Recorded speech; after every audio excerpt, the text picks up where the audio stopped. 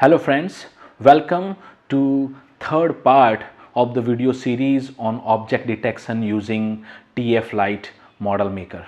In the previous part, we have downloaded images, around 75 images. Now, in this section of the video, we are going to split the downloaded images into training, testing and validation folder. So there is a file called create dataset. It will run through all the images and randomly choose images and separate them into dataset folder, and under that there is test, train and valid folder.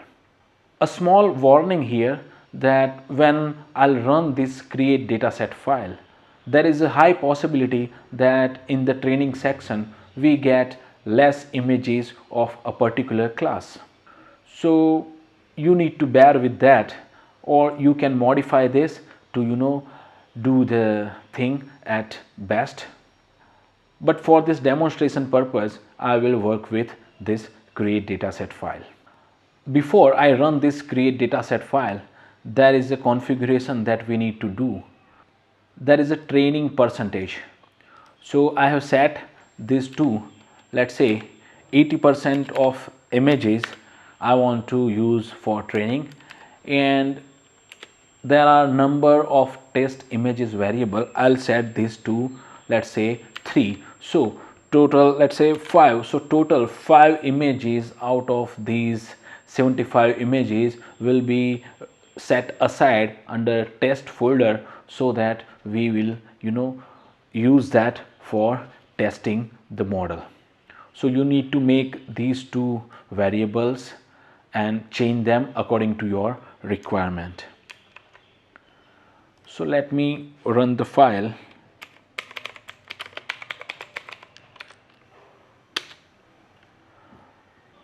It says dataset created successfully, and if I go into this dataset section, you can see we find the images. Okay. Now, as I said, there is a high possibility that, for example, under test we have 4 images of Steve Jobs for testing and not a single image of Bill Gates and Elon Musk. So what we can do is that we can go to this folders and then remove some files and put it into testing and get some file from testing training folder and put it into testing. Okay, still we left image of Sundar Pichai. Let me grab one. Now we got, okay, let me remove this as well. Now we got one image per class here. So there is this small hassle that you need to pass. Since we have created our data set, let's label each images under training and validation folder. For this labeling task, we can use label img Python package. This is widely used Python package and works very well. There is one simple step with which you can easily install label img package. I have already installed it, so I will call that package label img. I suggest you to install this package on your global environment of Python so that you can call this package anywhere. Let me open my terminal, and on my base environment I have installed this label img package. So let me call that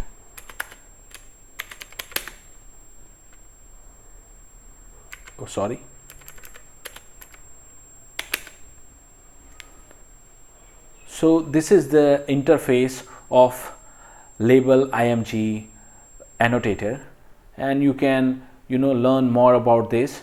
But for basic functionality, we can open a directory and create a rectangle box, and there are certain formats like Pascal VOC or YOLO or create.ml. We are going to use Pascal VOC. Let me open the, click no to undo all changes. No, I don't want to do that. Let me go to first training. Let me open all the images. You have unsaved changes. Would you like to save them? Yes. Now the next thing you need to do is change save directory, so that whenever you hit save button, it will not ask to choose the location. So let me choose the first image, create a rectangle box. Let me create a rectangle box around Bill Gates face. Now it will ask for the label. So there is a configuration file under which we have classes variable. So make sure your label and these classes are same to avoid any error. So let me copy this and let me paste it here. Let me OK and hit save. So it is saved. Let me confirm that it's under dataset and training. You can see there is XML file created by label img. So now I fast forward this process and I'll get back to you once I finish annotating all the images under training and validation folder. We don't need to annotate images on testing folder. Now I have finished annotating all the images in training and validation folder. It was tedious task and I'm proud of myself that I have finished it. Before we move forward, please verify the number of files in training folder must be even number. Also in the validation folder as well. Now we can move to the next step of developing the model using these annotated images. So see you in the next part of the video series. If you like my work, please subscribe to my channel. It helps. Peace.